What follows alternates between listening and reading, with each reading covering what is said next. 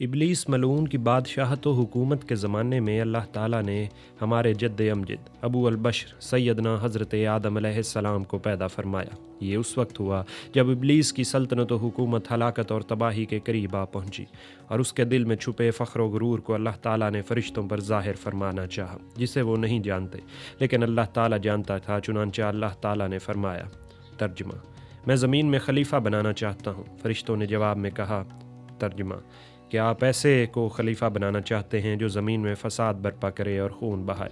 हज़रत अब्दुल्ला बिन अब्बास रज़ी अल्लाह अन्हो इस आयत की तफसीर में फ़रमाते हैं कि फ़रिश्तों ने यह जवाब इसलिए दिया था कि ज़मीन पर इससे पहले रहने वाले जिन्नात ने ज़मीन पर फ़साद किया और खून बहाया और अल्लाह ताला की नाफरमानी की, लिहाजा अब कोई और खलीफा होगा तो वो भी ऐसा ही करेगा। लिहाजा कहने लगे, तर्जुमा, हम आपकी तस्बीह और तारीफ़ बयान करते हैं और पाकी भी बयान करते हैं।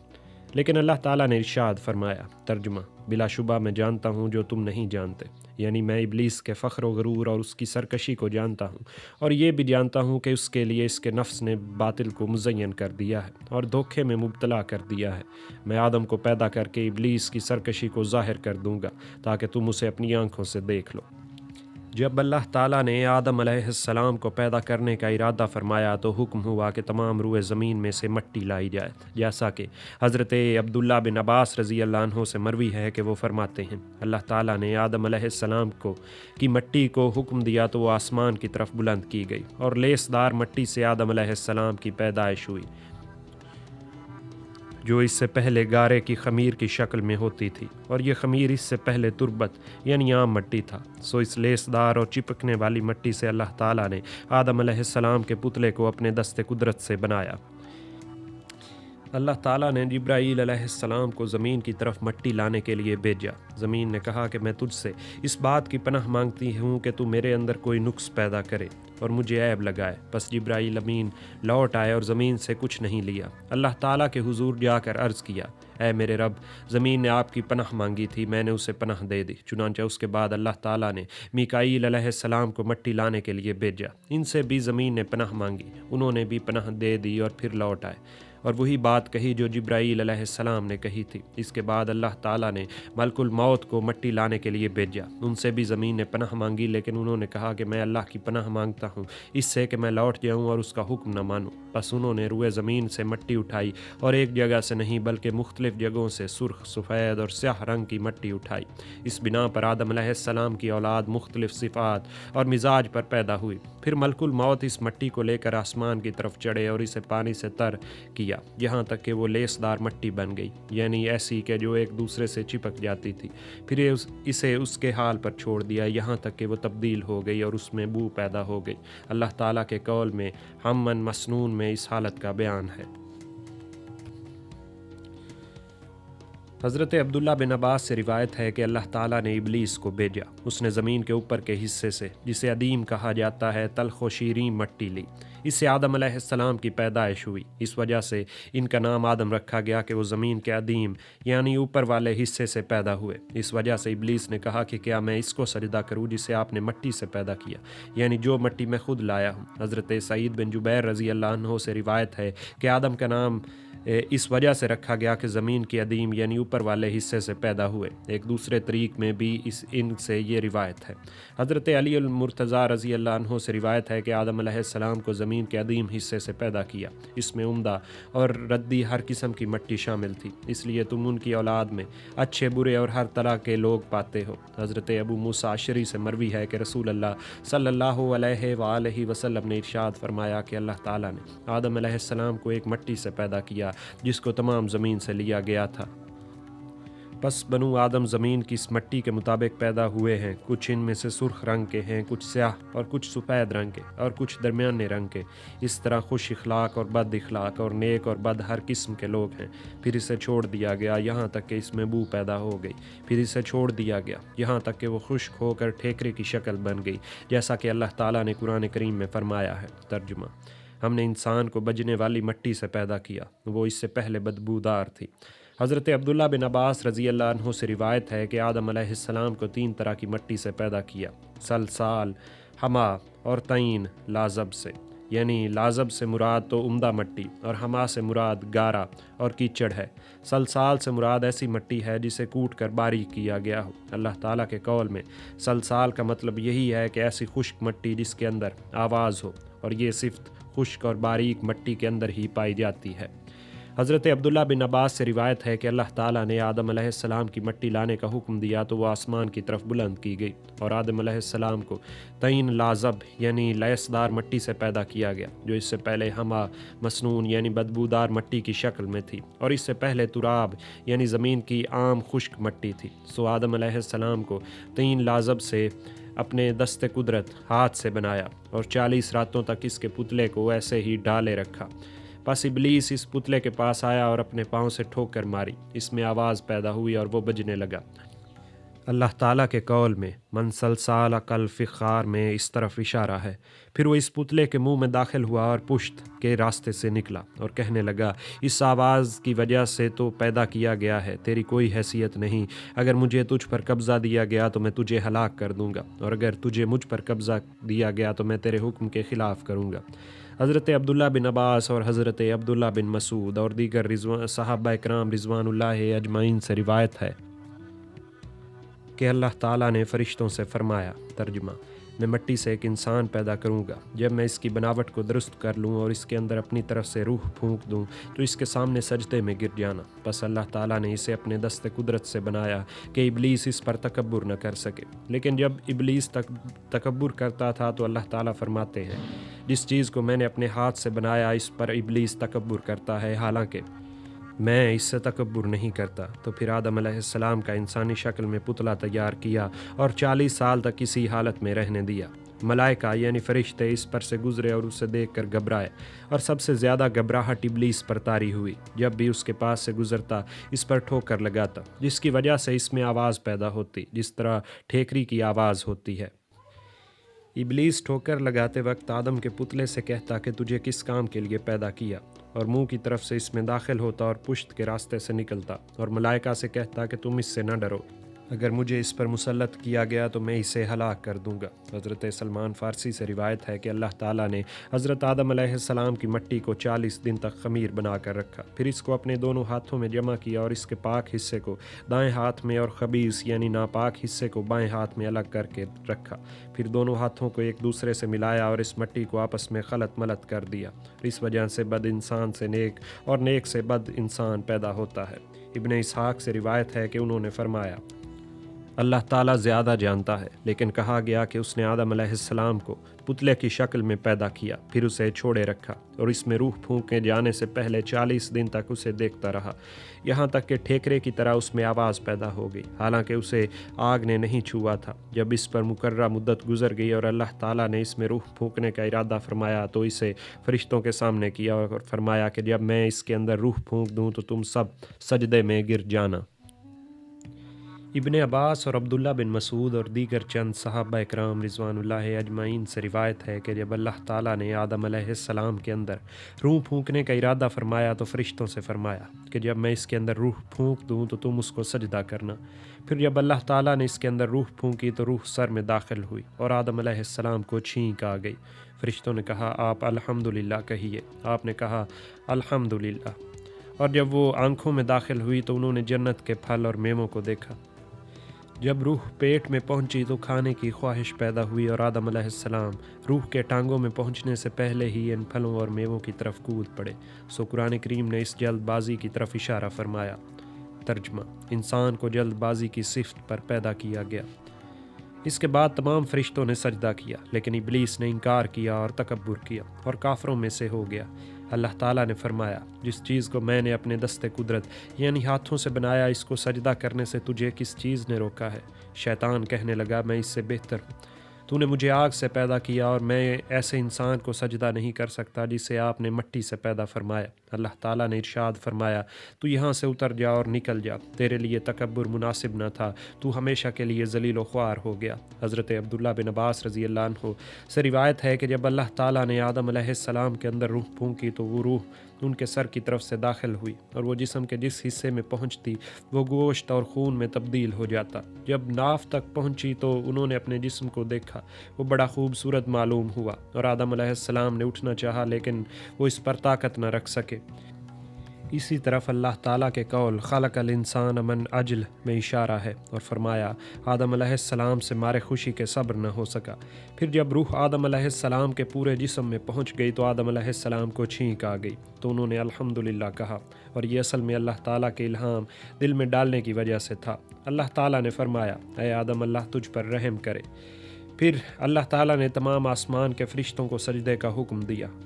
ابلیس کے سوا سب فرشتوں نے سجدہ کیا، صرف ابلیس نے اپنے دل میں موجود غرور اور تکبر کی وجہ سے انکار کیا اور تکبر کیا اور کہا میں آدم سے بہتر ہوں، عمر میں بھی اس سے بڑا ہوں، اور خلقت یعنی پیدائش کے اعتبار سے بھی آدم سے قوی اور مضبوط ہوں۔ آپ نے مجھے آگ سے پیدا کیا اور آدم علیہ السلام کو مٹی سے، اور آگ مٹی سے قوی ہے۔ جب ابلیس نے سجدے سے انکار کر دیا اور اس طرح کی باتیں کی تو اللہ تعالیٰ نے اسے ہر خوبی سے محروم کر دیا اور ہر بلائی سے مایوس کر دیا اور اسے دھتکارا اور شیطان بنا دیا۔ یہ اس کی نافرمانی کی سزا کے طور پر ہوا۔ محمد بن اسحاق سے روایت ہے، انہوں نے فرمایا اللہ تعالیٰ زیادہ جانتا ہے، لیکن کہا گیا ہے کہ روح جب آدم علیہ السلام کے سر تک پہنچی تو انہیں چھینک آ گئی۔ انہوں نے کہا الحمدللہ۔ اللہ تعالیٰ نے جواب میں فرمایا تیرا رب تجھ پر رحم فرمائے، اور فرشتے ان کے سامنے سجدے میں گر گئے۔ اس وعدے کی حفاظت کے لیے جو وعدہ اللہ تعالیٰ نے ان سے لیا تھا، اس حکم کو مانتے ہوئے جس کا انہیں پابند کیا گیا تھا، لیکن ابلیس ان کے درمیان کھڑا رہا۔ اس نے اپنے آپ کو بڑا اور عظیم سمجھتے ہوئے اور سرکشی کرتے ہوئے سجدے سے انکار کیا۔ اللہ تعالیٰ نے فرمایا، ترجمہ: اے ابلیس، تجھے کس نے سجدہ کرنے سے روکا؟ جب اللہ تعالیٰ نے ابلیس سے عتاب امیز یعنی غصے سے کلام فرما کر فارغ ہوئے تو اسے اپنی رحمت سے دور کر دیا اور جنت سے نکلوا دیا۔ حضرت ابو ہریرہ رضی اللہ عنہ سے روایت ہے کہ نبی کریم صلی اللہ علیہ وآلہ وسلم نے ارشاد فرمایا، اللہ تعالیٰ نے آدم علیہ السلام کو اپنے دست قدرت یعنی ہاتھ سے بنایا اور اس میں روح پھونکی، اور فرشتوں کی ایک جماعت کو حکم دیا کہ ان کو سجدہ کریں۔ بس انہوں نے سجدہ کیا مگر ابلیس نے انکار کیا۔ پھر آدم علیہ السلام بیٹھ گئے اور انہیں چھینک آ گئی، جس پر انہوں نے الحمدللہ کہا۔ رب تعالیٰ نے جواب میں فرمایا تیرا رب تجھ پر رحم کرے، اور حکم دیا کہ فرشتوں کے پاس جاؤ اور انہیں سلام کرو۔ بس آدم علیہ السلام فرشتوں کے پاس آئے اور السلام علیکم کہا۔ فرشتوں نے جواب میں وعلیکم السلام ورحمۃ اللہ کہا۔ پھر وہ اپنے رب کی طرف لوٹ آئے۔ اللہ تعالیٰ نے فرمایا کہ یہ تمہاری اولاد کی ملاقات کے وقت کا سلام ہے۔ جب ابلیس نے دل میں چھپا تکبر اور سرکشی فرشتوں پر ظاہر کر دی، حالانکہ اس سے پہلے جب اللہ تعالیٰ نے ان سے فرمایا کہ میں زمین میں اپنے خلیفہ بنانا چاہتا ہوں، تو فرشتوں نے کہا کہ کیا آپ ایسے کو خلیفہ بنانا چاہتے ہیں جو زمین میں فساد برپا کرے اور خون بہائے، حالانکہ ہم آپ کی تسبیح اور تمہید اور پاکی بیان کرتے ہیں۔ اللہ تعالیٰ نے جواب میں فرمایا، ترجمہ: جو میں جانتا ہوں وہ تم نہیں جانتے، لیکن اب تمام فرشتوں پر وہ راز ظاہر ہو گیا تھا جو کہ اب تک ان سے چھپا ہوا تھا، اور انہوں نے جان لیا کہ ان کے اندر کوئی ایسا نالائق بھی موجود ہے جس میں اللہ تعالیٰ کی نافرمانی اور اس کے حکم کی خلاف ورزی کا مادہ موجود ہے۔ اس کے بعد اللہ تعالیٰ نے آدم علیہ السلام کو اشیاء یعنی چیزوں کے ناموں کا علم عطا فرمایا۔ علماء سلف نے اس بارے میں اختلاف کیا ہے کہ حضرت آدم علیہ السلام کو تمام چیزوں کے ناموں کا علم دیا گیا تھا یا کچھ کا۔ بعض علماء فرماتے ہیں کہ تمام چیزوں کے ناموں کا علم دیا گیا تھا۔ ان کے دلائل یہ ہیں: حضرت عبداللہ بن عباس رضی اللہ عنہ سے روایت ہے کہ اللہ تعالیٰ نے آدم علیہ السلام کو تمام چیزوں کے ناموں کا علم سکھایا، اور یہ وہی اسماء ہیں جن کے ذریعے لوگ اشیاء یعنی چیزوں کا تعارف حاصل کرتے ہیں، مثلا انسان، جانور، زمین، سمندر، پہاڑ اور انہیں سے ملتے جلتے نام۔ حضرت عبداللہ بن عباس رضی اللہ عنہ سے قرآن پاک کی اس آیت کی تفسیر کے ترجمہ اللہ تعالیٰ نے آدم علیہ السلام کو تمام اشیاء کے نام سکھائے کی تفسیر میں روایت ہے کہ اللہ تعالیٰ نے انہیں ہر چیز کا نام سکھایا، حتیٰ کہ خروج ریح کی آواز کا نام بھی، خواہ وہ چیز چھوٹی ہو یا بڑی۔ حضرت سعید بن جبیر سے روایت ہے کہ اللہ تعالیٰ نے انہیں ہر چیز کا نام سکھایا، حتیٰ کہ اونٹ، گائے، بکری کا نام بھی سکھایا۔ حضرت مجاہد سے کلحا کی تفسیر میں منقول ہے کہ اللہ تعالیٰ نے جن چیزوں کا پیدا فرمایا ان سے مراد وہ تمام چیزیں ہیں۔ حضرت قتادہ سے اس آیت کی تفسیر میں منقول ہے کہ اللہ تعالیٰ نے انہیں ہر چیز کا نام سکھایا، کہ یہ پہاڑ ہے، یہ سمندر ہے، اور یہ فلاں ہے۔ پھر فرشتوں کے سامنے ان چیزوں کو پیش کیا اور فرمایا کہ تم ان چیزوں کے نام بتاؤ اگر تم سچے ہو۔ فرشتے ان چیزوں کے نام نہ بتا سکے۔ اور ایک دوسرے طریق میں ہے کہ جب فرشتے جواب نہ دے سکے تو آدم علیہ السلام کو فرمایا تم ان چیزوں کے نام بتاؤ۔ پس آدم علیہ السلام نے مخلوق میں سے ہر صنف کا نام بتایا اور اسے اس کی جنس کی طرف منسوب کیا۔ حضرت حسن بصری اور قتادہ رضی اللہ عنہ اس روایت کی تفسیر میں منقول ہے کہ اللہ تعالیٰ نے آدم علیہ السلام کو ہر چیز کا نام سکھایا کہ یہ گھوڑا ہے، یہ خچر ہے، یہ اونٹ ہے، یہ جن ہے، یہ جنگلی جانور ہے، اور ہر نام کی لکھائی کے نقش بھی متعین کیے، یعنی یہ نام اس طرح لکھا جائے گا یا اس طرح۔ اور بعض کا قول ہے کہ بعض چیزوں کے ناموں کا علم دیا گیا، پھر ان بعض کی تعین میں بھی اختلاف ہے۔ ایک فریق کا کہنا ہے کہ اس سے مراد فرشتوں کے نام ہے۔ اللہ تعالیٰ نے حضرت آدم علیہ السلام کو سکھائے، جیسا کہ حضرت ربیع بن انس رضی اللہ عنہ سے اس آیت کی تفسیر میں منقول ہے کہ اس سے مراد فرشتوں کے نام ہیں، اور دوسرے فریق کا کہنا ہے کہ اس سے مراد ان کی اولاد کے نام ہیں، یعنی اللہ تعالیٰ نے ان کو ان کی تمام اولاد کے نام بتا دیے۔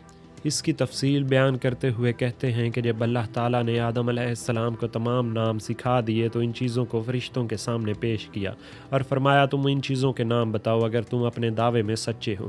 یہ اس وجہ سے کہ جب اللہ تعالیٰ نے ان سے فرمایا تھا کہ میں زمین میں اپنا خلیفہ بنانا چاہتا ہوں تو فرشتوں نے کہا تھا کہ کیا آپ ایسے انسان کو خلیفہ بنانا چاہتے ہیں جو زمین میں فساد برپا کرے اور خون بہائے، حالانکہ ہم آپ کی تسبیح اور حمد اور پاکی بیان کرتے ہیں۔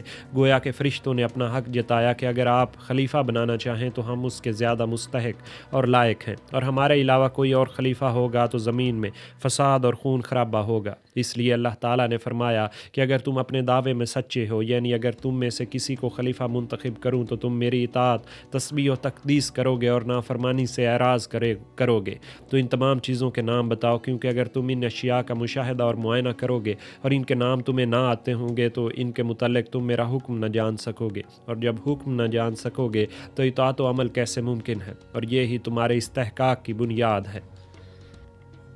حضرت عبداللہ بن عباس رضی اللہ عنہ سے روایت ہے کہ جب اللہ تعالیٰ نے آدم علیہ السلام کو پیدا کرنا شروع کیا تو فرشتے کہنے لگے اللہ تعالیٰ ہم سے زیادہ معزز اور مکرم اور علم والی اور فضل والی کوئی مخلوق پیدا نہ فرمائے گا۔ پس اللہ تعالیٰ نے انہیں آدم علیہ السلام کی تخلیق کے ساتھ آزمائش میں مبتلا کیا، اور ہر مخلوق کو آزمایا جاتا ہے جیسا کہ اللہ تعالیٰ آسمان اور زمین کو بھی اطاعت کے ساتھ آزمایا اور یہ حکم دیا۔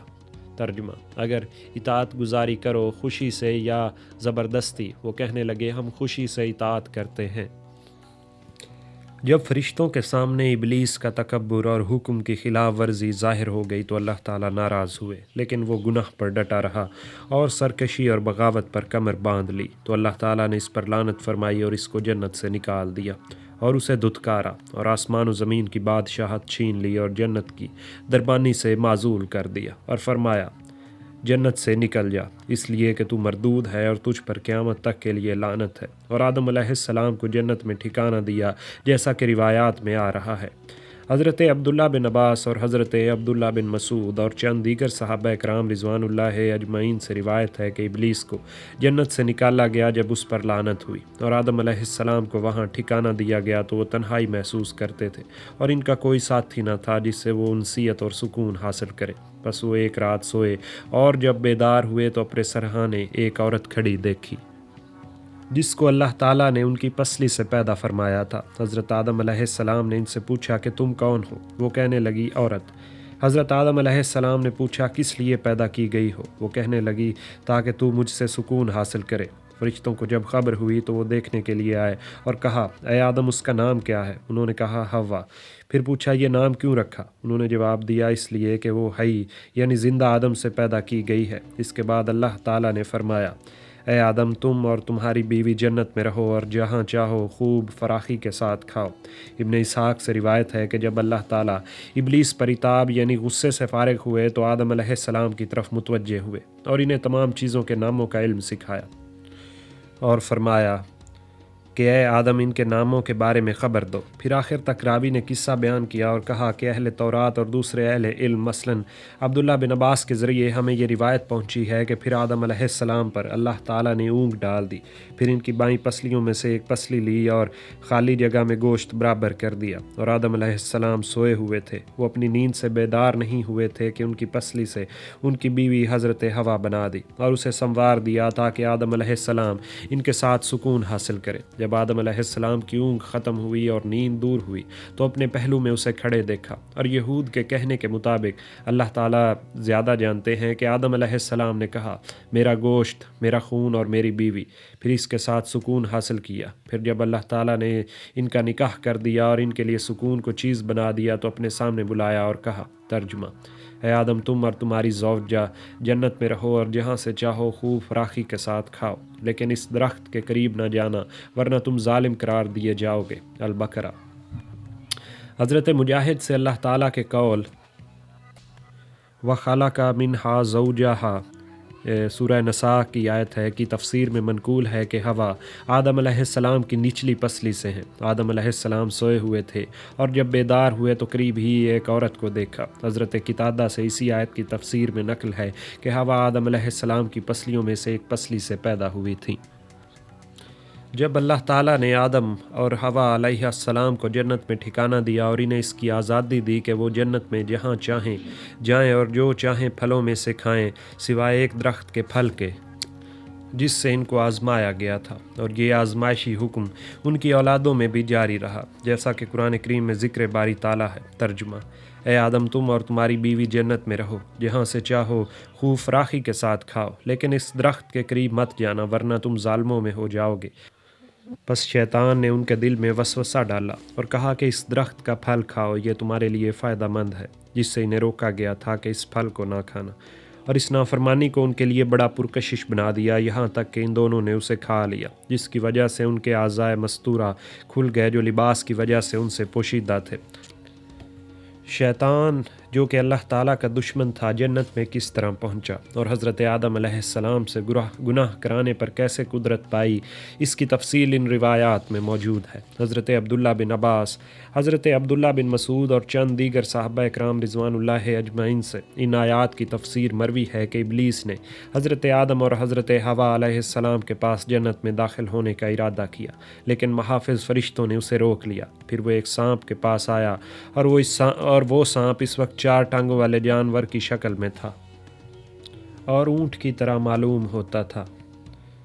ابلیس نے کہا کہ تو مجھے اپنے منہ میں چھپا کر جنت میں داخل ہو جا تاکہ میں آدم تک پہنچ سکوں۔ سو اس نے ایسا ہی کیا اور سانپ اسے لے کر محافظ فرشتوں کے پاس سے گزرا، لیکن وہ حقیقت نہ جان سکے، اس لیے کہ اللہ تعالیٰ کا فیصلہ یوں ہی ہوتا ہے۔ ابلیس نے سانپ کے منہ میں بیٹھے ہوئے آدم علیہ السلام سے گفتگو کی، لیکن انہوں نے توجہ نہ دی، تو وہ باہر نکل آیا اور کہنے لگا، اے آدم کیا میں تمہیں ایک ایسے درخت کے بارے میں نہ بتاؤں جس کے پھل کو اگر تم کھا لو گے تو اللہ تعالیٰ کی طرح بادشاہ بن جاؤ گے، یا ہمیشہ ہمیشہ کی زندگی پالو گے کہ کبھی تم کو موت نہ آئے؟ اور اللہ کی قسم کھا کر اپنے بارے میں یقین دلایا کہ وہ ان کا ہمدرد اور خیر خواہ ہے۔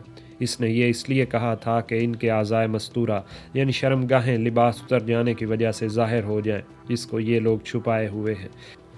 شیطان کو یہ معلوم تھا کہ یہ ان کے اعضائے مستورہ ہیں، اور یہ علم اس لیے تھا کہ وہ فرشتوں کی کتب کا مطالعہ کرتا تھا، اور آدم کو اس وقت تک لباس اور ستر چھپانے کی اہمیت کا احساس نہ تھا۔ پس آدم علیہ السلام نے ابلیس کی بات سے انکار کر دیا، لیکن حضرت حوا آگے بڑھیں اور پھل کھا لیا، پھر کہنے لگی، اے آدم تم بھی کھا لو، مجھے کچھ نقصان نہیں ہوا۔ سو انہوں نے بھی کھا لیا، فوراً دونوں کے اعضائے مستورہ کھل گئے اور وہ اپنے آپ کو درختوں کے پتوں سے ڈھانپنے لگے۔ حضرت عبداللہ بن عباس سے روایت ہے کہ اللہ کے دشمن ابلیس نے اپنے آپ کو زمین کے جانوروں میں پیش کیا اور کہا کہ کون ہے جو مجھے اٹھائے اور جنت میں لے جائے تاکہ میں آدم اور اس کی بیوی کو بہلا پھسلا سکوں۔ تمام جانوروں نے انکار کر دیا۔ پھر ابلیس نے سانپ کو کہا کہ تو مجھے جنت میں لے جا، میں آدم کی اولاد سے تجھے بچاؤں گا اور تو میری حفاظت و ذمہ داری میں رہے گا۔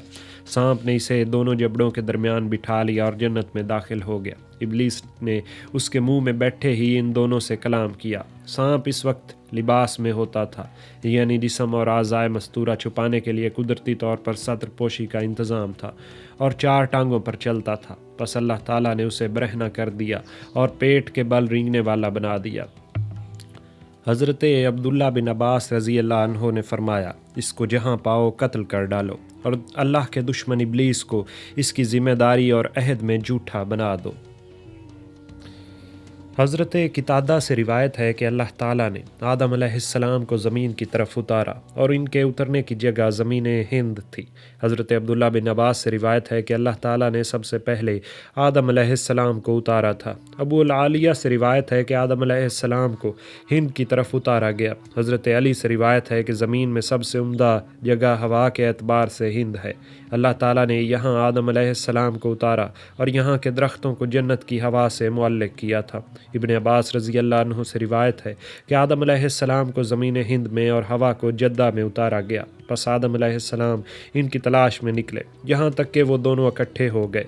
हज़रत हवा इनकी तरफ मैदान मुज़दलफ़ा में आगे बढ़ी थी, इसलिए इसका नाम मुज़दलफ़ा पड़ गया, और मैदान अरफ़ात में दोनों ने एक दूसरे को पहचान लिया था, इसलिए इसका नाम अरफ़ात पड़ गया। जिस जगह दोनों इकट्ठे हुए थे इसका नाम जमा पड़ गया, और आदम अलैहिस्सलाम को अर्ज़ हिंद में जिस जगह उतारा गया था उसको बूज़ कहा जाता है। हज़रत मुजाहिद से रिवायत है कि इब्न अब्बास ने हमसे यहाँ बयान फरमाया कि आदम अलैहिस्सलाम जब आसमान से उतरे थे तो अर्ज़ हिंद में उतरे थे। उलमा की एक जमात का कहना है कि आदम अलैहिस्सलाम को सरानदीब में बूज़ नाम के पहाड़ी पर उतारा गया, और हवा को अर्ज़ मक्का में, और इब्लीस को मैबान में, और सांप को इस्फहान में उतारा गया। और एक कौल के मुताबिक सांप को एक जंगल में और इब्लीस को अबलह के दरिया के साहिल पर उतारा गया। इलामा तबरी फरमाते हैं कि आदम अलैहिस्सलाम और दीगर के उतरने की जगह कौन सी है, अगरचे इसका सही इल्म सिर्फ हदीस रसूल अल्लाह सल्लल्लाहु अलैहि वसल्लम से हो सकता है जो सही सनद के ज़रिए मनकूल हो, लेकिन कोई भी हदीस इस बारे में साबित नहीं। और ये भी रिवायत है कि आदम अलैहिस्सलाम को पहाड़ की जिस चोटी पर उतारा गया वो ज़मीन के दूसरे पहाड़ों के मुकाबले में आसमान के सबसे ज़्यादा नज़दीक था, क्योंकि जिस पहाड़ पर इन्हें उतारा गया तो इनके पाँव इस पहाड़ पर और सर आसमान में था, और वो फरिश्तों के मनाजात और तस्बीह वगैरह को सुनते थे और उससे उनसियत हासिल करते थे, लेकिन फरिश्ते इनसे खौफ खाते थे, इसलिए आदम अलैहिस्सलाम का कद मुबारक कम कर दिया गया। जब अल्लाह ताला ने आदम अलैहिस्सलाम को जन्नत से ज़मीन की तरफ उतारा तो इस वक्त उनके कदम ज़मीन पर थे और सर आसमान में, और वो अहले आसमान का कलाम और मनाजात सुनते थे और इससे उनसियत पाते थे। मलाका इनसे खौफ खाने लगे और उन्होंने अपनी मनाजात और इबादत के बारे में अल्लाह ताला से शिकायत की। बस अल्लाह ताला ने आदम अलैहिस्सलाम को ज़मीन की तरफ पस्त कर दिया। जब आदम अलैहिस्सलाम को वो मनाजात सुनाई ना दी जो अब तक सुनते थे तो बड़ी दिक्कत महसूस की और अपनी मनाजात और इबादत के बारे में अल्लाह ताला से शिकायत की। सो अल्लाह ताला ने इनका रुख मक्का जाने वाले रास्ते की तरफ कर दिया। तो जिस जगह कदम रखते थे वो शहर और ख़ाली जगह जंगल और बेआबान बनते चले जाते थे, यहाँ तक कि वो मक्का पहुँच गए। अल्लाह ताला ने जन्नत के याकूत में से एक याकूत ज़मीन पर उतारा और वो काबा की जगह रखा गया। बस आदम अलैहिस्सलाम मुसलसल इसका तवाफ़ करते रहे। जब तूफ़ान नूह आया तो वो याकूत उठा लिया गया। फिर जब इब्राहीम खलीलुल्लाह को भेजा तो उन्होंने काबा की तामीर फरमाई। फिर जब अल्लाह ताला ने आदम और हवा अलैहिस्सलाम को बरहना देखा तो उनको हुक्म दिया कि एक दुम्बा ज़िबा करें, जो कि इन 8 किस्म के जानवरों में से था जिनको जन्नत से नाजिल किया गया। बस उन्होंने दुम्बा लिया और इसकी ऊन ली और उसे हवा ने काटा और दोनों ने मिलकर उसे बनाया। आदम अलैहिस्सलाम ने अपने लिए एक जुब्बा तैयार किया और हवा ने अपने लिए एक दुपट्टा और चादर तैयार की और दोनों ने ये लिबास पहना। अल्लाह ताला ने आदम अलैहिस्सलाम की तरफ वही की कि मेरे अर्श के बिलमुकाबिल ज़मीन में मेरी एक मोहतरम जगह है, वहाँ जाओ और इस जगह मेरे घर की तामीर करो, फिर इसका भी तवाफ़ किया जाएगा जैसा कि तुमने मेरे फरिश्तों को अर्श का तवाफ़ करते देखा है। इस जगह मैं तुम्हारी और तुम्हारी औलाद की भी दुआ कबूल करूँगा बशर्ते कि तुम मेरा हुक्म मानो। आदम अलैहिस्सलाम ने कहा, ऐ मेरे रब, मैं ये काम कैसे करूँगा, हालांकि मैं ताकतवर भी नहीं और ना इस जगह से वाकिफ़ हूँ। बस अल्लाह ताला ने एक फ़रिश्ता मुकर्रर किया وہ انہیں مغرب کی طرف لے گیا۔ آدم علیہ السلام کا جس کسی بھی باغ پر گزر ہوتا اور وہ انہیں اچھا لگتا تو وہ کہتے کہ مجھے یہیں ٹھہرا دو، لیکن فرشتے نے کہا کہ تمہاری مقررہ جگہ آگے ہے۔ یہاں تک کہ مکہ پہنچ گئے۔ راستے میں جس مقام پر وہ ٹھہرے وہ سب آبادیوں میں تبدیل ہو گئے، اور جس مقام کو چھوڑ دیا وہ سب بیابان اور جنگلات میں تبدیل ہو گئے۔ پس انہوں نے بیت اللہ کی تعمیر 5 پتھروں سے کی: طور سینا، طور زیتون، کوہ لبنان، کوہ جودی، اور بنیاد میں ہرا پہاڑ کا پتھر استعمال کیا۔ جب اس کی تعمیر سے فراغت ہوئی تو وہ فرشتہ انہیں لے کر عرفات کی طرف گیا اور وہ تمام مقامات حج دکھائے جس میں آج بھی لوگ مناسک حج سر انجام دیتے ہیں، اور پھر انہیں واپس مکہ لایا گیا اور انہوں نے 1 ہفتہ تک بیت اللہ کا طواف کیا، اور اس کے بعد ارض ہند کی طرف لوٹ آئے اور بوز نامی پہاڑی پر انتقال فرمایا۔ حضرت مجاہد کہتے ہیں کہ ابن عباس نے ہم سے بیان کیا کہ آدم علیہ السلام جس وقت اترے تو ارض ہند میں اترے تھے اور انہوں نے وہاں سے 40 حج کیے۔ میں نے عرض کیا، اے ابو الحجاج، وہ سوار کیوں نہیں ہوتے تھے؟ فرمایا، کون سی چیز ہے جو انہیں اٹھا سکتی؟ اللہ کی قسم، ان کا 1 قدم 3 دن کی مسافت کے برابر ہوتا تھا اور ان کا سر آسمان میں پہنچا ہوا تھا۔ ملائکہ نے ان کے سانسوں کی شکایت کی، پس رحمان نے انہیں نیچے کی طرف کر دیا، جس کی وجہ سے وہ 40 سال کی مسافت کے بقدر پست اور ان کا قد چھوٹا ہو گیا۔ ابن عمر رضی اللہ عنہ سے روایت ہے کہ اللہ تعالیٰ نے آدم علیہ السلام پر وحی فرمائی کہ بیت اللہ کا حج کرو۔ آدم علیہ السلام اس وقت ارض ہند میں تھے، پس وہ ہند سے حج کے لیے آئے، اور وہ جس جگہ بھی قدم رکھتے تھے وہ کوئی بستی بن جاتی، اور ان کے قدموں کے درمیان خالی رہ جاتی تھی وہ جگہ بیابان میں تبدیل ہو جاتی، یہاں تک کہ وہ بیت اللہ پہنچ گئے۔ پس انہوں نے طواف کیا اور تمام مناسک حج ادا کیے، پھر ارض ہند کی طرف لوٹنے کا ارادہ کیا اور چلے، یہاں تک کہ جب وہ عرفات کے تنگ راستے پر پہنچے تو فرشتوں نے ان سے ملاقات کی اور کہا، اے آدم، آپ کا حج کامل اور مقبول ہے۔ پس ان کے دل میں عجب آ گیا۔ جب فرشتوں نے اس کو محسوس کیا تو کہا، اے آدم، ہم نے اس گھر کا آپ کی پیدائش سے 2000 سال پہلے حج کیا تھا۔ یہ سن کر آدم علیہ السلام نے اپنے آپ کو چھوٹا اور کم خیال کرنے لگے۔ کہا جاتا ہے کہ آدم علیہ السلام جنت سے آئے تو ان کے ساتھ گندم کی ایک تھیلی تھی، اور بعض کہتے ہیں کہ یہ تھیلی جبرائیل علیہ السلام لائے تھے۔ جب آدم علیہ السلام کو بھوک لگی اور انہوں نے اپنے رب سے کھانا مانگا تو جبرائیل نے اس تھیلی سے 7 دانے نکال کر آدم علیہ السلام کے ہاتھ پر رکھے اور کہا کہ یہ وہی ہے جو آپ کے جنت سے نکلنے کا سبب بنا، اور ایک دانے کا وزن اس وقت 1,60,000 درہم کے برابر تھا۔ آدم علیہ السلام کہنے لگے کہ میں ان کا کیا کروں؟ جبرائیل علیہ السلام نے کہا کہ ان کو زمین پر پھیلا دو۔ انہوں نے ایسا ہی کیا، بس اللہ تعالیٰ نے ایک ہی گھڑی میں اس کو اگا دیا، اور یہ طریقہ یعنی زمین میں بیج ڈالنے کا ان کی اولاد میں جاری رہا۔ پھر جبرائیل علیہ السلام نے کہا کہ فصل کاٹو۔ انہوں نے اسے کاٹا، پھر کہا کہ اس کو جمع کرو اور اپنے ہاتھ سے رگڑو۔ انہوں نے ایسا ہی کیا، پھر کہا کہ پھونک مار کر اس کے بھوسے کو اڑا دو۔ آدم علیہ السلام نے پھونک مار کر اس کا بھوسا اڑا دیا اور صرف دانے باقی رہ گئے۔ پھر وہ دونوں 2 پتھروں کے پاس آئے اور ایک کو دوسرے پر رکھا۔ آدم علیہ السلام نے ان دانوں کو پیسا، پھر حکم کے مطابق اس آٹے کو گوندا۔ جبرائیل علیہ السلام ایک پتھر اور ایک لوہا لے کر آئے۔ آدم علیہ السلام نے ان کو رگڑا اور اس سے آگ نکلی، پھر حکم کے مطابق آگ پر روٹی بنائی، اور یہ سب سے پہلی روٹی تھی جو آگ پر تیار ہوئی۔ اس کے برخلاف عبداللہ بن عباس رضی اللہ عنہ سے روایت ہے کہ وہ درخت جس سے آدم علیہ السلام اور حوا علیہ السلام کو منع کیا گیا تھا وہ گندم کا درخت تھا۔ جب دونوں نے اسے کھایا تو ان کی شرم گاہیں کھل گئیں اور وہ جلدی جلدی اپنے اوپر جنت کے درخت کے پتے لپیٹنا شروع کر دیے۔ وہ پتے انجیر کے درخت کے تھے جو ایک دوسرے کے ساتھ چپک جاتے تھے۔ پس آدم علیہ السلام پیچھے مڑ کر جنت میں بھاگنے لگے اور ایک درخت میں پناہ لی۔ اللہ تعالیٰ نے پکارا، کیا تم مجھ سے بھاگتے ہو؟ انہوں نے کہا، نہیں اے میرے رب، بلکہ میں آپ سے حیا کرتا ہوں۔ اللہ تعالیٰ نے فرمایا کہ کیا وہ چیزیں جو میں نے تم کو عطا کی تھیں تمہارے لیے مباح یعنی کھانے کو جائز قرار دی تھیں اور ان سے کشادہ اور زیادہ نہیں تھیں جس سے میں نے منع کیا تھا؟ آدم علیہ السلام نے کہا، کیوں نہیں اے میرے رب، لیکن آپ کی عزت کی قسم مجھے معلوم نہ تھا کہ کوئی آپ کا نام لے کر جھوٹ بولے گا۔ قرآن کریم میں اس آیت کی طرف اشارہ ہے۔ ترجمہ: ابلیس نے ان دونوں کو قسم کھا کر یقین دلایا کہ میں تمہارا ہمدرد اور خیر خواہ ہوں۔ اللہ تعالیٰ نے فرمایا، میری عزت کی قسم، میں تمہیں ضرور بالضرور زمین کی طرف اتاروں گا اور تم نہیں پاؤ گے اپنی زندگی مگر تلخ اور مشقت بری۔ پھر انہیں زمین کی طرف اتار دیا گیا۔ پہلے وہ جنت میں خوب اور وسعت اور فراخی کے ساتھ کھاتے تھے، اب انہیں ایسی جگہ کی طرف اتارا گیا جہاں کھانے پینے میں فراخی نہیں تھی۔ پھر اللہ تعالیٰ نے انہیں لوہے کی صنعت سکھائی اور کھیتی کا حکم دیا۔ انہوں نے زمین کو تیار کیا، کھیت بویا، پھر اسے سیراب کیا، یہاں تک کہ اس کی فصل کٹنے کے وقت کو پہنچ گئی۔ پھر بالترتیب اسے گاہا، چھانا، پیسا، گوندا اور پھر روٹی بنائی اور کھائی، اور یہ سب کچھ اللہ تعالیٰ کے سکھانے کی وجہ سے ہوا۔ حضرت عبداللہ بن عباس رضی اللہ عنہما سے روایت ہے کہ چند چیزیں یعنی سندان، مکیسہ، چمٹا، ہتھوڑا آدم علیہ السلام کے ساتھ ہی نازل ہوئی تھی۔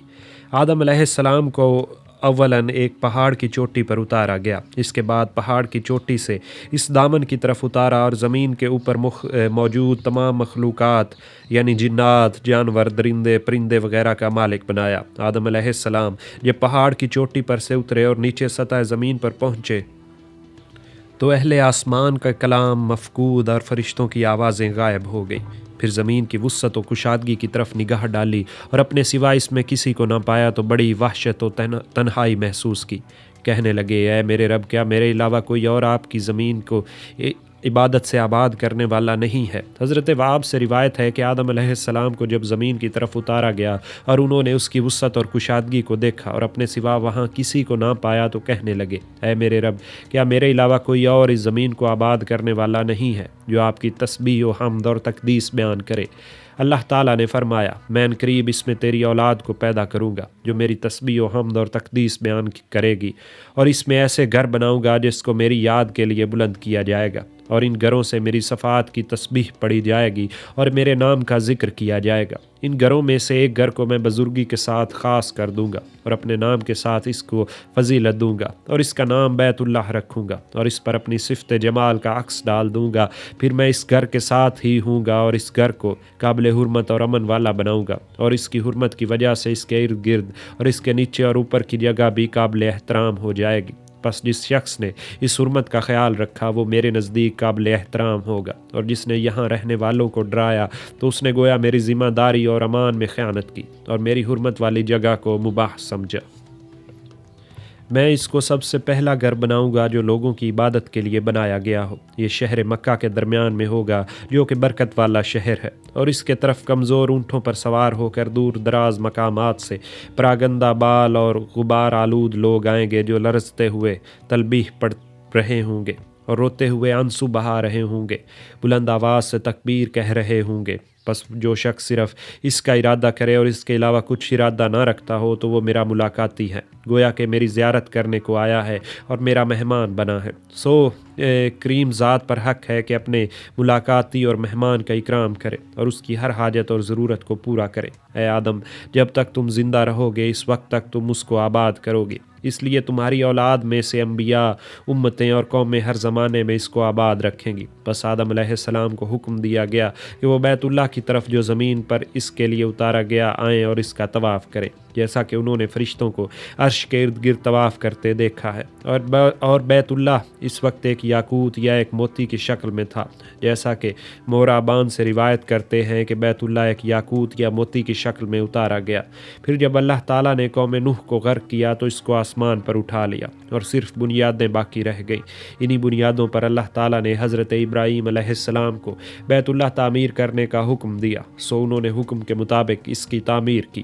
آدم علیہ السلام جب زمین پر اتر آئے تو بہت روئے اور اپنی خطا پر گریہ و زاری میں حد کر دی اور اپنی غلطی پر بہت زیادہ شرمندہ ہوئے۔ اللہ تعالیٰ سے اپنی توبہ کی قبولیت کی درخواست کی اور اپنی خطا پر مغفرت چاہی۔ آدم علیہ السلام نے عرض کیا، اے میرے رب، کیا آپ نے مجھے اپنے ہاتھ سے نہیں بنایا؟ فرمایا، کیوں نہیں؟ عرض کیا، اے میرے رب، کیا آپ نے میرے اندر اپنی طرف سے روح نہیں پھونکی؟ آپ نے فرمایا، کیوں نہیں؟ عرض کیا، کیا آپ نے مجھے جنت میں ٹھکانہ عطا نہیں فرمایا؟ فرمایا، کیوں نہیں؟ عرض کیا، اے میرے رب، کیا آپ کی رحمت آپ کے غضب پر سبقت نہیں رکھتی؟ فرمایا، کیوں نہیں؟ عرض کیا، اے میرے رب، اگر میں توبہ کر لوں اور اپنی اصلاح کر لوں تو کیا آپ مجھے جنت کی طرف لوٹا دیں گے؟ فرمایا، کیوں نہیں؟ اللہ تعالیٰ نے وادی نعمان یعنی میدان عرفات میں آدم علیہ السلام کی پشت پر ہاتھ پھیرا اور ان کی اولاد پیدا کی، پھر ان کو اپنے سامنے چیونٹیوں کی طرح پھیلا دیا اور ان سے عہد و پیمان لیا اور ان سے اس کی ذات پر شہادت لی۔ فرمایا الستا بربکم، کیا میں تمہارا رب نہیں ہوں؟ انہوں نے کہا کیوں نہیں، جیسا کہ قرآن کریم میں ہے۔ ترجمہ: اور جس وقت آپ کے رب نے بنی آدم کی پشتوں سے ان کی اولاد کو نکالا اور انہیں گواہ بنایا ان کی ذات پر خود، اور فرمایا کہ کیا میں تمہارا رب نہیں ہوں؟ سب نے کہا کیوں نہیں۔ عمر بن خطاب رضی اللہ عنہ سے اس آیت کی تفسیر کے بارے میں سوال کیا گیا تو انہوں نے فرمایا کہ میں نے رسول اللہ صلی اللہ علیہ وآلہ وسلم سے سنا ہے کہ اللہ تعالیٰ نے آدم علیہ السلام کو پیدا فرمایا، پھر ان کی پشت پر اپنا دایاں ہاتھ پھیرا اور اس سے ان کی اولاد کو نکالا اور فرمایا کہ میں نے جنت کو ان کے لیے اور ان کو جنت کے اعمال کے لیے پیدا کیا، پھر ان کی پشت پر ہاتھ پھیرا اور ان سے ان کی دوسری اولاد کو نکالا اور فرمایا کہ میں نے دوزخ کو ان کے لیے اور ان کو دوزخ کے اعمال کے لیے پیدا کیا۔ ایک آدمی نے سوال کیا یا رسول اللہ پھر عمل کی کیا ضرورت ہے؟ آپ صلی اللہ علیہ وآلہ وسلم نے فرمایا جب اللہ تعالیٰ کسی بندے کو جنت کے لیے پیدا کرتا ہے تو اس سے اہل جنت کے اعمال کرواتا ہے، یہاں تک کہ وہ اعمال جنت میں سے کسی عمل پر کرتا ہے جس کی وجہ سے پھر اللہ تعالیٰ اس کو جنت میں داخل کر دیتا ہے، اور جب کسی کو دوزخ کے لیے پیدا کرتا ہے تو اس سے اہل دوزخ کے عمل کرواتا ہے، یہاں تک کہ وہ اعمال دوزخ میں سے کسی عمل پر مرتا ہے جس کی وجہ سے اللہ تعالیٰ اس کو دوزخ میں داخل کر دیتا ہے۔ بعض کا قول ہے کہ اللہ تعالیٰ نے آدم علیہ السلام کی پشت سے ان کی اولاد کو ان کے جنت سے نکالے جانے کے بعد زمین پر اترے جانے سے پہلے آسمان پر ہی نکالا تھا، جیسا کہ حضرت سعدی سے اس آیت کی تفسیر میں روایت ہے کہ جب اللہ تعالیٰ نے آدم علیہ السلام کو جنت سے نکالا ابھی تک آسمان سے نہ اتارا تھا کہ ان کی پشت کو دائیں جانب اپنا ہاتھ پھیرا اور ان کی اولاد کو سفید چیونٹیوں کی طرح موتیوں کے مثل اتارا اور ان سے فرمایا کہ میری رحمت سے جنت میں داخل ہو جاؤ، پھر ان کی پشت کو کے بائیں جانب ہاتھ پھیرا اور ان کی دوسری اولاد کو سیاہ چیونٹیوں کی شکل میں اتارا اور فرمایا کہ تم دوزخ میں داخل ہو جاؤ اور مجھے کچھ پرواہ نہیں۔ سعدی نے فرمایا کہ اصحاب الیمین اور اصحاب الشمال کے جہاں الفاظ ہیں ان کا یہی مطلب ہے۔ پھر ان سے وعدہ لیا اور فرمایا الستو بربکم، کہ کیا میں تمہارا رب نہیں ہوں؟ انہوں نے کہا کیوں نہیں۔ پس اللہ تعالیٰ نے ان کو ایک جماعت اطاعت گزاروں کی عطا فرمائی اور وہ جماعت تقوی پر قائم ہے۔ روئے زمین پر سب سے پہلا قتل قابیل بن آدم کے ہاتھوں سے ہوا، اس نے اپنے بھائی حابیل کو قتل کیا۔ جس وجہ سے حابیل قتل ہوا اس کے اسباب کے بارے میں اہل علم کا اختلاف ہے۔ ایک جماعت کا کہنا ہے کہ دونوں بھائیوں میں لڑائی کی وجہ آدم علیہ السلام کی ایک بیٹی سے نکاح تھا، اور دوسرے بعض فرماتے ہیں کہ قربانی کا قبول نہ ہونا اس کی وجہ تھا، جیسا کہ آئندہ آنے والی روایات سے یہ اختلاف واضح ہوتا ہے۔ حضرت عبداللہ بن عباس، حضرت عبداللہ بن مسعود اور چند دیگر صحابہ اکرام رضوان اللہ اجمعین سے روایت ہے کہ آدم علیہ السلام کا جو بھی لڑکا پیدا ہوتا تو اس کے ساتھ ایک لڑکی بھی پیدا ہوتی، پس وہ پہلا پیدا ہونے والے لڑکے کا نکاح دوسرے لڑکے کے ساتھ پیدا ہونے والی لڑکی کے ساتھ، اور دوسری لڑکی کے ساتھ پیدا ہونے والے لڑکے کا نکاح پہلے سے پیدا ہونے والی لڑکی کے ساتھ کر دیتے تھے، یہاں تک کہ ان کے دو بیٹے پیدا ہوئے، ایک کا نام قابیل اور دوسرے کا نام حابیل تھا۔ قابیل کاشتکار اور حابیل چرواہا تھا۔ قابیل بڑا تھا اور اس کی ایک بہن تھی، یعنی اس کے ساتھ پیدا ہونے والی۔ قابیل کی بہن زیادہ حسین تھی۔ حابیل نے قانون کے مطابق چاہا کہ قابیل کی بہن سے شادی کر لے، لیکن قابیل نے انکار کر دیا اور کہا یہ میری بہن ہے، میرے ساتھ پیدا ہوئی ہے، تیری بہن سے زیادہ خوبصورت ہے، لہٰذا میں اس سے نکاح کا زیادہ مستحق ہوں۔ اس کے باپ آدم علیہ السلام نے بھی اسے حکم دیا کہ اپنی بہن کا نکاح حابیل سے کر دو، لیکن وہ نہ مانا جب جھگڑے کی صورت پیدا ہو گئی۔ اس کے بعد دونوں نے اللہ تعالیٰ کے حضور قربانی پیش کی کہ کون اس لڑکی کا زیادہ مستحق ہے۔ آدم علیہ السلام قربانی کے دن وہاں موجود نہ تھے، بلکہ زیارت کے لیے مکہ مکرمہ گئے ہوئے تھے۔ اس موقع پر اللہ تعالیٰ نے آدم علیہ السلام سے فرمایا اے آدم، کیا تم جانتے ہو کہ زمین پر میرا ایک گھر موجود ہے؟ انہوں نے عرض کیا اے میرے رب، میں نہیں جانتا۔ اللہ تعالیٰ نے فرمایا میرا گھر مکہ میں ہے، تم وہاں جاؤ۔ چنانچہ آدم علیہ السلام نے آسمان سے درخواست کی کہ تم میری اولاد اور اہل خانہ کی اچھی طرح حفاظت کرنا، لیکن آسمان نے اس ذمہ داری کو قبول کرنے سے انکار کر دیا۔ پھر زمین سے کہا، اس نے بھی انکار کر دیا۔ پھر پہاڑوں سے کہا، انہوں نے بھی انکار کر دیا۔ آخر اپنے بیٹے قابیل سے کہا، جس نے یہ ذمہ داری قبول کر لی، اور کہا آپ تشریف لے جائیے، وہاں واپس لوٹیں گے تو اہل خانہ کو ایسی حالت میں پائیں گے کہ آپ کو خوشی ہوگی۔ آدم علیہ السلام چلے گئے۔ ان کے جانے کے بعد قربانی کی گئی۔ اس موقع پر قابیل فخریہ انداز میں اپنے بھائی سے کہنے لگا کہ میں اس لڑکی کا زیادہ حقدار ہوں، اور پھر میں تجھ سے بڑا اور اپنے والدین کا جانشین ہوں۔ جب دونوں نے قربانی کی تو حابیل نے ایک صحت مند جانور قربان کیا، لیکن قابیل نے غلے کا ایک ڈھیر قربانی کے طور پر پیش کیا۔ آگ نے آ کر حابیل کی قربانی قبول کی، لیکن قابیل کی قربانی کو چھوڑ دیا۔ اس پر اسے بہت غصہ آیا۔ بھائی سے کہا کہ میں تجھے قتل کر دوں گا تاکہ تو میری بہن سے نکاح نہ کر سکے۔ حابیل نے جواب میں کہا کہ اللہ تعالیٰ پرہیزگاروں کی قربانی قبول کرتے ہیں۔ اگر تو میری طرف قتل کے لیے ہاتھ بڑھائے گا تو میں تیری طرف اس طرح ہرگز نہ بڑھوں گا، کیونکہ میں رب العالمین سے ڈرتا ہوں۔ میں چاہتا ہوں کہ تو ہی میرے اور اپنے گناہوں کا بوجھ اٹھا کر دوزخ والوں میں سے ہو جائے، اور ظالموں کی یہی سزا ہے۔ اس طرح قابیل کے دل نے اسے اپنے بھائی کے قتل پر آمادہ کر لیا اور اسے قتل کرنے کے لیے تلاش کرنے لگا۔ حابیل پہاڑ پر بکریاں چرایا کرتا تھا۔ وہ تلاش کرتے کرتے وہاں جا پہنچا۔ بکریاں گھاس چر رہی تھیں اور حابیل سویا ہوا تھا۔ قابیل نے بڑا سا پتھر اٹھا کر اسے دے مارا اور اس کا سر کچل دیا۔ حابیل مر گیا تو قابیل نے اسے یوں ہی چھوڑ دیا، کیونکہ اسے سمجھ میں نہیں آیا کہ اب وہ کیا کرے۔ آخر اللہ تعالیٰ نے 2 کووں کو بھیجا۔ انہوں نے آپس میں جھگڑا کیا اور ایک نے دوسرے کو قتل کر دیا۔ اس کے بعد قاتل کوے نے مقتول کوے کے لیے زمین میں ایک گڑھا کھودا اور اس میں اس کی لاش ڈال کر مٹی میں دبا دیا۔ جب قابیل نے یہ منظر دیکھا، کہنے لگا، ہائے میں اس کوے سے بھی کیا گیا گزرا ہوں کہ اس کی مانند اپنے بھائی کی لاش کو چھپا دو۔ جب حضرت آدم علیہ السلام مکہ سے واپس تشریف لائے تو اپنے ایک بیٹے کو اس حال میں دیکھا کہ اسے اس کے بھائی نے قتل کر ڈالا تھا۔ قرآن کریم کی اس آیت میں اسی طرف واقعہ کی طرف اشارہ ہے۔ ترجمہ: ہم نے اس امانت کو آسمان، زمین اور پہاڑوں پر پیش کیا، لیکن انہوں نے اٹھانے سے انکار کر دیا اور خوف زدہ ہو گئے، لیکن انسان نے اس کو اٹھا لیا۔ بلا شبہ وہ ظالم اور نادان ہے۔ سورہ الاحزاب۔ اس کا مفہوم یہ ہے کہ آدم علیہ السلام کی امانت کو قابیل نے لیا، لیکن پھر وہ ان کے اہل خانہ کی اچھی طرح حفاظت نہ کر سکا، بلکہ قتل کا مجرم بن گیا۔ کیا زمین پر سب سے پہلی وفات حضرت آدم کی ہوئی؟ اس قول کی مخالفت میں دلائل ہیں، جس سے معلوم ہوتا ہے کہ حضرت آدم علیہ السلام سے پہلے بھی زمین میں موت واقع ہو چکی تھی۔ مثلا سمرہ بن جندب رضی اللہ عنہ سے روایت ہے کہ نبی کریم صلی اللہ علیہ وآلہ وسلم نے ارشاد فرمایا، اماں حوا کا کوئی فرزند زندہ نہیں رہتا تھا۔ انہوں نے منت مانی کہ جب ان کے ہاں کوئی بیٹا زندہ رہا تو اس کا نام عبد الحارث رکھیں گے۔ لہٰذا ان کے ہاں ایک بیٹا ہوا اور وہ زندہ رہا اور اس کا نام عبد الحارث رکھا گیا، اور یہ دراصل القاء شیطانی کی وجہ سے تھا۔ اس سلسلے میں حضرت ابن عباس سے روایت ہے کہ اماں حوا سے آدم علیہ السلام کی جو اولاد ہوتی تو انہیں اللہ تعالیٰ کا عبد قرار دیا جاتا، اس لیے ان کا نام عبداللہ اور عبید اللہ وغیرہ رکھے جاتے، لیکن وہ جلد ہی فوت ہو جاتے۔ ایک دن ابلیس ملعون ان دونوں کے پاس آیا اور کہا کہ اگر تم ان بچوں کے نام کچھ اور رکھو تو وہ زندہ رہیں گے۔ اس کے بعد جب ایک بیٹا پیدا ہوا تو آدم علیہ السلام اور حوا علیہ السلام نے اس کا نام عبد الحارث رکھا۔ ممتاز صحابی رسول حضرت سعید بن جبیر رضی اللہ عنہ سے اس آیت کی تفسیر میں روایت ہے کہ جب اماں حوا پہلے بیٹے سے حاملہ ہوئی تو انہوں نے بوجھ محسوس کیا۔ چنانچہ ابلیس ملعون ان کے پاس آ کر کہنے لگا، اے حوا تمہارے شکم میں کیا ہے؟ اس نے کہا، مجھے کیا معلوم کہ یہ کون ہے؟ ابلیس نے پوچھا، یہ کہاں سے نکلے گا؟ آیا آنکھ سے، کان سے یا ناک سے؟ انہوں نے کہا کہ میں کچھ نہیں جانتی۔ اس نے کہا کہ اگر یہ صحیح حالت میں نکل آیا تو کیا تم میری اطاعت کرو گی اور جس بات کا میں کہوں گا وہ کرو گی؟ اماں حوا نے حامی بھر لی۔ ابلیس نے کہا، اس کا نام عبد الحارث رکھنا، کیونکہ ابلیس ملعون کا نام حارث رکھا گیا تھا۔ اماں حوا نے کہا، ٹھیک ہے۔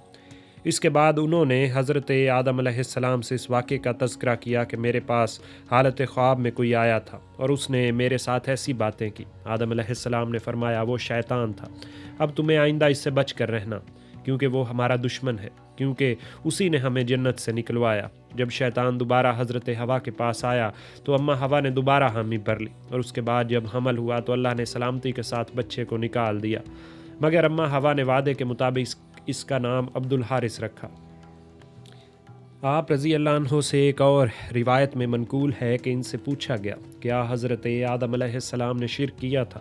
فرمایا میں اللہ تعالیٰ کی پناہ چاہتا ہوں اس بات سے کہ میں اس بارے میں دعویٰ کروں، لیکن اماں ہوا نے جب حمل کا بوجھ محسوس کیا تو ان کے پاس ایک دن ابلیس آیا اور کہا کہ یہ کہاں سے نکلے گا، تمہاری آنکھ سے، کان سے، ناک سے یا منہ سے؟ یہ کہہ کر دراصل شیطان نے اماں ہوا کو مایوس کر دیا اور کہا کہ اگر یہ صحیح سلامت آئے گا تو کیا تم میری اطاعت کرو گے؟ جو روایت ابن فضل نے کی ہے اس میں اضافہ ہے کہ شیطان نے کہا کہ اگر وہ صحیح سلامت نکل آئے اور تمہیں نقصان نہ پہنچے اور تمہاری موت واقعہ نہ ہو تو کیا تم میری اطاعت کرو گی؟ اماں ہوا نے کہا ہاں۔ اس پر ابلیس نے کہا کہ تم اس کا نام عبد الحارث رکھنا، لہٰذا اماں ہوا نے ایسا ہی کیا اور یہ ان کا شرک فی الاسم تھا۔ اس ضمن میں سعدی کا بیان ہے کہ جب اماں ہوا کے ہاں ایک لڑکا پیدا ہوا تو ان کے پاس شیطان آیا اور کہا کہ اس کا نام عبدی رکھو، یعنی شیطان کا بندہ، ورنہ میں اسے قتل کر دوں گا۔ حضرت آدم علیہ السلام نے کہا ہم نے تیری اطاعت کی تھی لیکن تو نے ہمیں جنت سے نکلوا دیا۔ مختصر یہ کہ انہوں نے اس کی بات ماننے سے انکار کر دیا اور بچے کا نام عبد الرحمن رکھا۔ اس کے بعد ابلیس ملعون نے اس بچے کو مار ڈالا۔ بعد ازاں جب دوسرا بچہ پیدا ہوا تو شیطان نے اپنا مطالبہ دہرایا، لیکن آدم علیہ السلام نے دوبارہ انکار کر دیا اور بچے کا نام سہلے رکھا۔ شیطان نے اسے بھی مار دیا۔ تیسرا بچہ پیدا ہوا تو شیطان نے کہا کہ تم اس طرح مجھ سے چھٹکارا پا سکتے ہو کہ اس کا نام عبد الحارث رکھو۔ یاد رہے کہ شیطان کا نام پہلے حارث تھا اور ابلیس نام اس وقت پڑا جب اللہ تعالیٰ نے اپنی بارگاہ سے اسے نکال دیا۔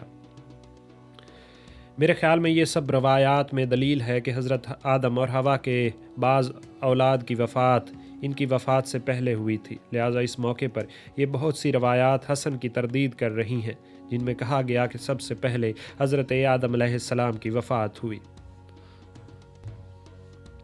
اللہ تعالیٰ نے حضرت آدم علیہ السلام کو زمین کی سلطنت و حکومت عطا فرمانے کے علاوہ نبوت سے بھی سرفراز فرمایا اور انہیں ان کی اولاد کی طرف رسول بنا کر بھیجا اور ان پر 21 صحیفے نازل فرمائے جنہیں آدم علیہ السلام نے اپنے اس رسم الخط میں تحریر فرمایا جو جبرائیل امین کی وساطت سے انہیں سکھایا گیا تھا۔ صحابی رسول حضرت ابو ذر غفاری رضی اللہ عنہ سے روایت ہے کہ ایک دفعہ میں مسجد میں داخل ہوا تو وہاں نبی کریم صلی اللہ علیہ وآلہ وسلم تنہا بیٹھے تھے۔ میں بھی آپ علیہ السلام کے قریب جا بیٹھا۔ حضور اکرم صلی اللہ علیہ وآلہ وسلم نے مجھ سے مخاطب ہو کر فرمایا اے ابو ذر، مسجد کے لیے بھی سلام ہے اور اس کا نام سلام تحیت المسجد کی 2 رکعتیں ہیں، لہٰذا تم کھڑے ہو کر 2 رکعت نماز پڑھو۔ میں نے تعمیل ارشاد کی اور دوبارہ حضور کے قریب بیٹھ گیا۔ پھر میں نے کہا یا رسول اللہ، آپ نے مجھے نماز پڑھنے کا حکم دیا، آپ یہ بتلائیے کہ نماز کیا ہے؟ فرمایا یہ بہترین چیز ہے، زیادہ ہو خواہ کم۔ اس کے بعد آپ نے ایک طویل قصہ ارشاد فرمایا۔ اسے سن کر میں نے پوچھا دنیا میں کتنے انبیاء علیہ السلام گزرے ہیں؟ فرمایا 1,24,000۔ میں نے پوچھا ان میں رسول کتنے ہیں؟ فرمایا کہ 313 کا بڑا مجمع ہے جس میں بڑی خیر و برکت ہے۔ میں نے عرض کیا ان میں سب سے پہلے نبی کون تھے؟ فرمایا آدم علیہ السلام۔ میں نے عرض کیا وہ نبی مرسل تھے؟ فرمایا ہاں۔ اللہ پاک نے انہیں اپنے دست قدرت سے تخلیق فرمایا، ان میں اپنی روح پھونکی اور اپنے سامنے ان کے تمام اعضاء درست کیے۔ اس موقع پر حضرت ابو ذر غفاری رضی اللہ عنہ نے عرض کیا اے اللہ کے رسول، کیا حضرت آدم علیہ السلام نبی تھے؟ فرمایا ہاں وہ نبی تھے، اللہ تعالیٰ نے انہیں اپنے سامنے کھڑا کر کے گفتگو فرمائی تھی۔ یہ بھی کہا جاتا ہے کہ حضرت آدم علیہ السلام پر مردار خنزیر کے گوشت اور خون کی حرمت کے سلسلے میں احکام نازل ہوئے تھے۔ ان پر نازل ہونے والے صحیفے 21 اوراق میں لکھے جاتے ہیں۔ حضرت آدم علیہ السلام زمین پر اترنے کے بعد جب 130 برس کی عمر کو پہنچے تو اماں ہوا کے بطن سے حضرت شیس علیہ السلام پیدا ہوئے۔ یہ قابیل اور حابیل کے واقعے سے 50 برس بعد کی بات ہے۔ یہودی علماء کے بقول حضرت شیس علیہ السلام اکیلے پیدا ہوئے اور ان کے ساتھ جڑواں کوئی نہیں تھا، اس لیے ان کے نزدیک شیس حبۃ اللہ کہلاتے ہیں۔ شیس حابیل کے بدل کے طور پر پیدا ہوئے، جیسا کہ حضرت ابن عباس کی روایت ہے کہ اماں ہوا نے آدم علیہ السلام سے شیس نام کا بیٹا اور اس کی بہن غروا کو جنم دیا اور شیس کا نام حبۃ اللہ رکھا جو کہ حابیل سے ماخوذ ہے۔ اس کی پیدائش پر جبرائیل علیہ السلام نے فرمایا یہ اللہ کا عطیہ ہے جو حابیل کا بدل ہے۔ انہیں عربی زبان میں شس سریانی میں شاس جبکہ عبرانی میں شیس کہتے ہیں۔ یہ حضرت آدم علیہ السلام کے جانشین بنے۔ روایت ہے کہ ان کی پیدائش کے وقت حضرت آدم علیہ السلام کی عمر 130 برس تھی۔ اسی ضمن میں ابن اسحاق سے روایت ہے کہ جب آدم علیہ السلام کی موت کا وقت قریب آیا تو انہوں نے اپنے بیٹے شیس کو بلایا اور ان سے عہد و پیمان لیا اور ان کو دن رات اور کے اوقات سکھائے اور بتایا کہ ہر ساعت میں کوئی نہ کوئی مخلوق اللہ کی عبادت کرتی ہے، اور فرمایا اے میرے لخت جگر، زمین پر بہت بڑا سیلاب آئے گا جو 700 سال ٹھہرے گا، اور پھر انہیں وصیت لکھوائی۔ یوں حضرت شیس علیہ السلام اپنے والد کے جانشین بنے اور آدم علیہ السلام کی وفات کے بعد ساری حکومت ان کے ہاتھ آئی۔ علماء کے مابین حضرت آدم علیہ السلام کی درست عمر کے حوالے سے اختلافات ہیں۔ اس سلسلے میں جو احادیث وارد ہوئی ہیں وہ یہ ہیں: اول، حضرت ابو ہریرہ رضی اللہ عنہ سے روایت ہے کہ نبی کریم صلی اللہ علیہ وآلہ وسلم نے ارشاد فرمایا، اللہ تعالیٰ نے حضرت آدم علیہ السلام کو اپنے دست قدرت سے پیدا فرمایا، ان میں اپنی طرف سے روح پھونکی اور فرشتوں کو سجدے کا حکم دیا۔ جب انہوں نے سجدہ کیا تو حضرت آدم علیہ السلام بیٹھ گئے۔ اس وقت انہیں چھینک آئی تو انہوں نے الحمدللہ کہا۔ اللہ تعالیٰ نے جواب میں فرمایا یرحمک اللہ، اور یہ بھی فرمایا کہ جب تم فرشتوں کے پاس جا کر ان کو والسلام کہو۔ وہ فرشتوں کے پاس گئے اور انہیں سلام کیا، انہوں نے جواب میں وعلیکم السلام ورحمۃ اللہ کہا۔ حضرت آدم علیہ السلام پھر اپنے رب کے پاس لوٹ آئے۔ اللہ تعالیٰ نے پھر ان سے فرمایا کہ یہ تیرا اور تیری اولاد کا بوقت ملاقات سلام ہوگا۔ اللہ تعالیٰ نے پھر ان کے سامنے 2 مٹھیاں بھریں اور فرمایا ان میں سے ایک کو منتخب کر لو۔ حضرت آدم علیہ السلام نے اللہ تعالیٰ کے دائیں ہاتھ کو منتخب کیا۔ جب اللہ تعالیٰ ان کے سامنے وہ مٹھی کھولی تو ان میں سے حضرت آدم علیہ السلام اور ان کی ہونے والی تمام اولاد کی صورتیں تھیں۔ ان کے علاوہ ہر انسان کے پاس اس کی عمر بھی لکھی تھی۔ حضرت آدم علیہ السلام کی عمر 1000 سال لکھی ہوئی تھی۔ ان میں سے ایک جماعت نہایت نورانی شکل کی تھی۔ حضرت آدم علیہ السلام نے عرض کیا اے میرے رب، یہ کون ہیں جن کے چہروں پر اتنا نور ہے؟ فرمایا یہ انبیاء ہیں جو میرے بندوں کے پاس جائیں گے۔ ان میں سے ایک چہرے پر چمک زیادہ نمایاں تھی لیکن اس کی عمر صرف 40 سال لکھی ہوئی تھی۔ حضرت آدم علیہ السلام نے عرض کیا اے میرے رب، یہ کیا ہے؟ ان میں سب سے زیادہ نور والے اور روشن صورت کی عمر صرف 40 سال ہے۔ فرمایا یہی عمر ان کی تقدیر میں لکھی ہوئی تھی۔ انہوں نے عرض کیا اے میرے رب، میری عمر میں سے 60 سال انہیں دے دے۔ اس کے بعد رسول اللہ صلی اللہ علیہ وآلہ وسلم نے فرمایا اللہ تعالیٰ نے پھر آدم علیہ السلام کو جنت میں ٹھکانہ عطا فرمایا۔ اس کے بعد زمین کی طرف اتارا۔ جب طویل عرصہ گزر جانے کے بعد حضرت اسرائیل علیہ السلام ان کی روح قبض کرنے کے لیے آئے تو حضرت آدم علیہ السلام نے فرمایا اے اسرائیل، کیا تم میرے پاس جلد نہیں آ گئے؟ انہوں نے کہا نہیں تو۔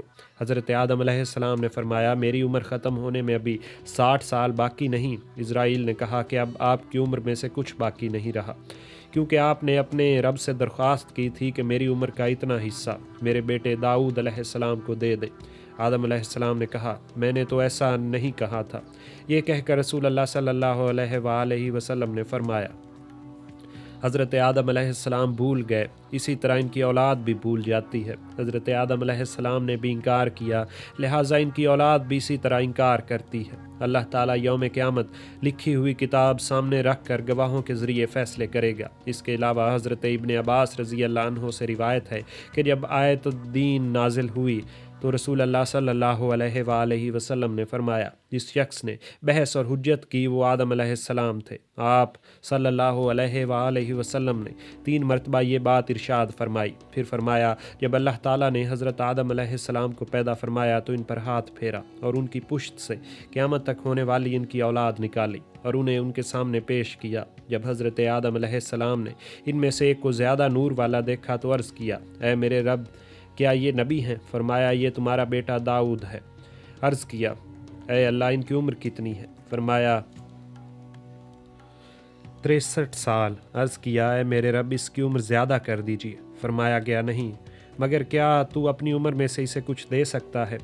حضرت آدم علیہ السلام کی عمر 1000 سال لکھی تھی، لہٰذا انہوں نے اس میں سے 40 سال حضرت داؤد علیہ السلام کو دے دیے۔ اللہ تعالیٰ نے یہ معاملہ کتاب میں لکھا اور ملائکہ کو گواہ بنا لیا۔ اس کے بعد حضرت آدم علیہ السلام نے ان سے فرمایا کہ میری عمر میں تو ابھی 40 سال باقی ہیں۔ انہوں نے کہا وہ آپ نے اپنے بیٹے داؤد علیہ السلام کو دیے تھے۔ آدم علیہ السلام نے کہا میں نے تو ایسا نہیں کیا، میں نے اپنی عمر کے برس کسی کو نہیں دیے۔ اس پر اللہ تعالیٰ نے وہ کتاب ان کے سامنے رکھی اور فرشتوں کو گواہی کے لیے کھڑا کیا۔ اس طرح آدم علیہ السلام کی عمر کے 1000 سال حضرت داؤد علیہ السلام کی عمر کے 100 سال پورے ہوئے۔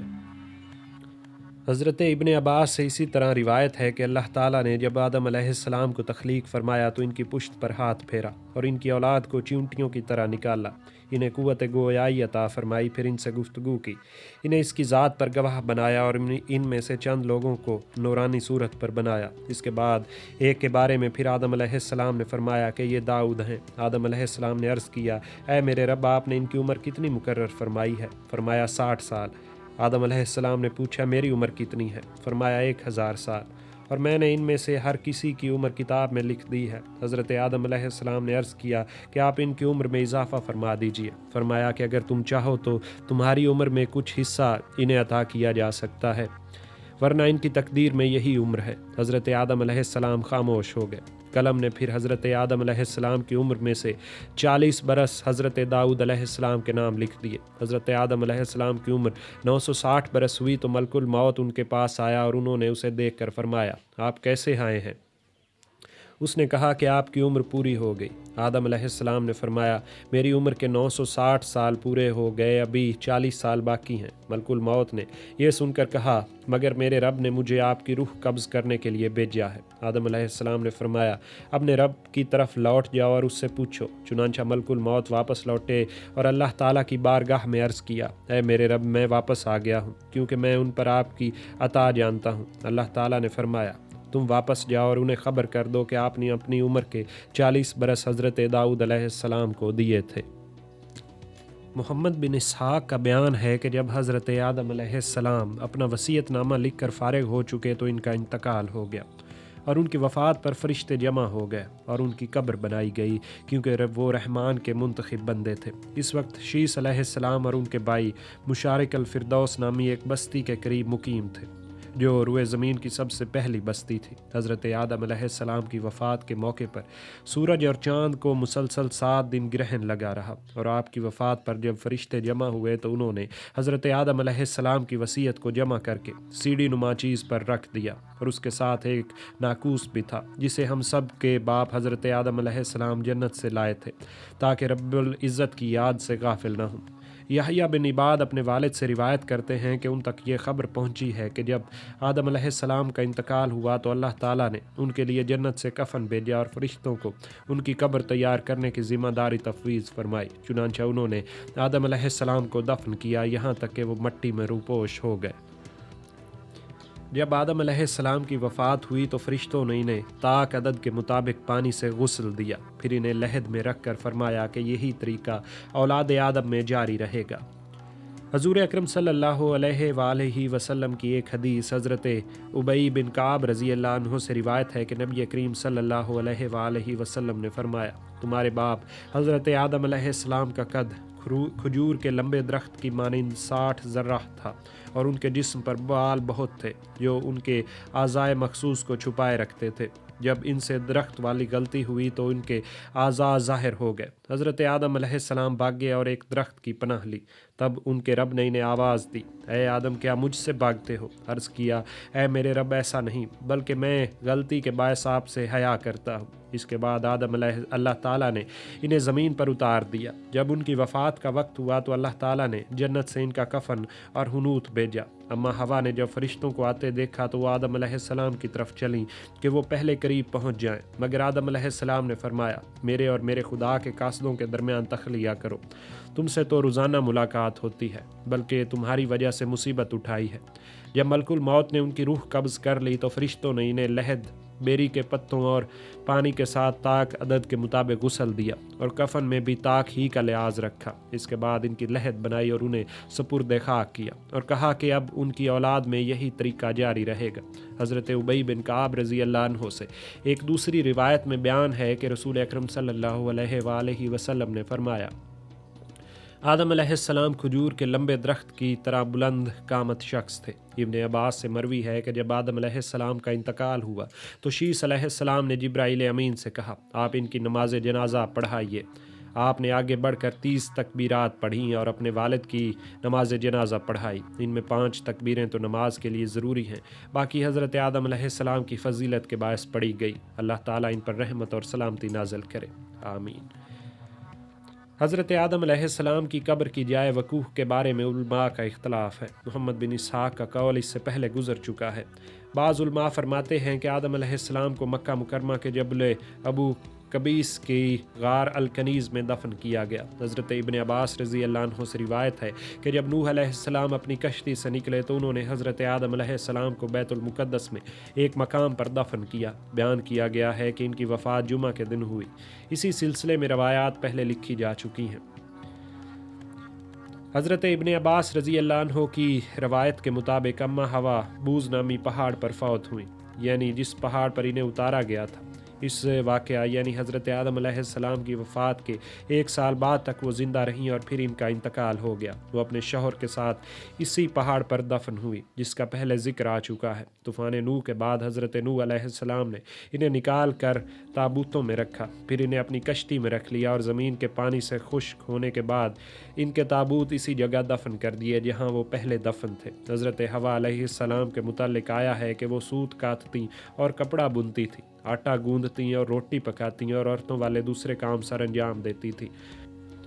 हज़रत शीस अलैहिस्सलाम अपने वालिद हज़रत आदम अलैहिस्सलाम के जानशीन थे और उनकी राह पर चलने वाले और उन पर नाजिल होने वाले सहाइफ के मुबल्लिग थे। इनके बारे में कहा जाता है कि आप मुसलसल मक्का मुअज़्ज़मा में मुकीम रहकर हज और उम्रे करते रहे, यहाँ तक कि उनकी वफ़ात हो गई। उन्होंने अपने ऊपर नाजिल होने वाले और हज़रत आदम अलैहिस्सलाम पर नाजिल होने वाले सहाइफ को जमा किया, उन पर अमल करते रहे, नीज़ पत्थर और गारे से काबतुल्लाह की तामीर फरमाई। उलमा फरमाते हैं कि अल्लाह ताला ने हज़रत आदम अलैहिस्सलाम के लिए हरम में जो कबा बनाया था, इसे तूफ़ान नूह के वक्त से आसमान पर उठा लिया गया।